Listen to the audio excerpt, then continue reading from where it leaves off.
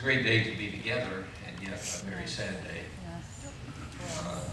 I was thinking when I walked in here this morning, there was a little group of us who were all about the same age. And we had lost 3 of our number in the last little while, Ted Bunce. And just a few months ago, Dave McKinnon, and now Fred. The rest of us are going to stay around a while, right? Right, Lucy? But when Wanda and I were going through one of the difficult times in our lives, almost every day Donna and Lucy would call Wanda to make sure she was doing okay, and thank you for being a friend. I was thinking of what to say this morning. Most of you know little John Fish, Trudy's little boy, great big boy now. And he has a favorite greeting every time he sees me. He looks at me and says, "Pastor, you're funny." I often wondered what that meant. I'm not sure, because he never has any other greeting except "you're funny." I've come to realize in his challenged way that he's telling me that you make me feel good, you're my friend, and I respect you. And so in John's word, Fred, you're funny. A person we respect so very, very, very much. Just a few words to Donna. You've been a friend a long time. You were part of our fellowship.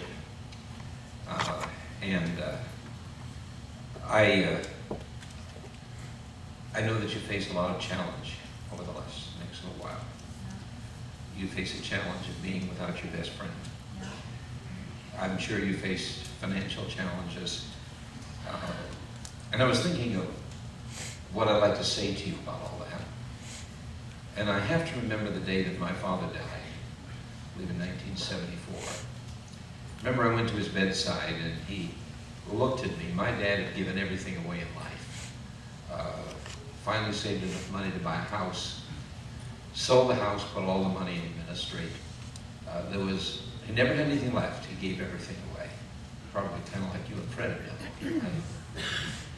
I remember he called me to his bedside and he looked at me and he said, "I don't have hardly anything to leave you." He said, "The most I can get together to leave you in my will is $500. Please buy something with that that's meaningful." And then he looked at me and he said, "The rest that I have, which is very little, is going to go to your stepmother, who's taken care of me for 25 years. And I want to tell you something. I have nothing to leave except faith. And I can guarantee you that the Lord will take care of your stepmother the rest of her life." Those of you that know our family, know Yolanda, know how beautifully God has taken care of her. Several years before that, her parents had bought a waterfront home in the state of Florida, in Clearwater Beach. And I think they paid $20-some thousand for it, but it was waterfront. And when, slightly after my dad died, her mother died and left her that home. The value of that home will take care of her the rest of her life. I don't know how God will provide for you, but like God has provided for our family, God will provide for you.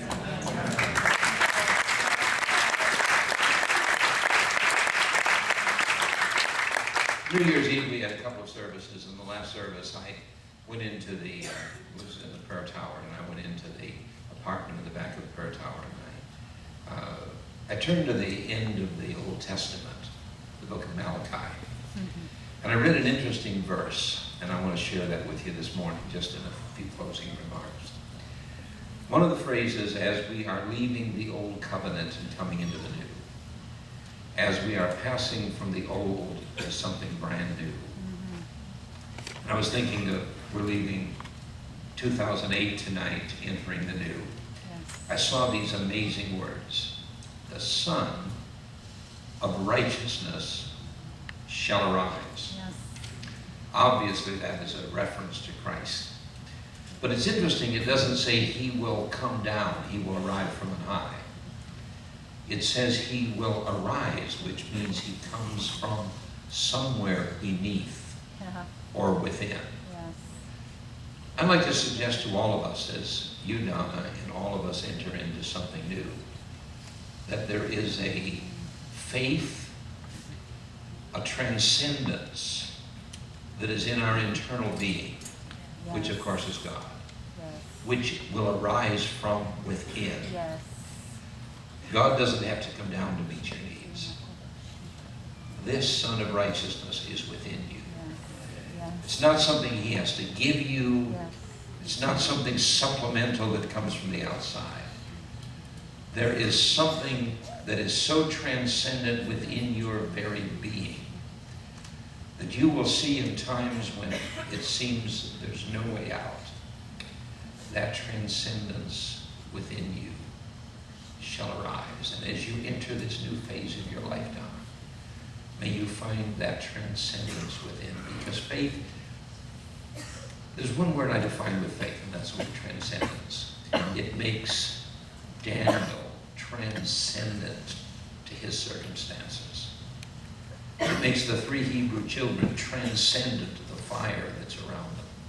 And there's something within you. May the Son of Righteousness arise within you and give you strength, no matter what the circumstance. And church family here at our Father's house, stick close to her, will you? Make sure that you're there for her. Make sure that you're part of her life. Once in a while you call her. Make sure you greet her and hug her on the Lord's Day every Sunday and say you're there for her. That gives us the transcendence to live above every circumstances. Fred, you're funny.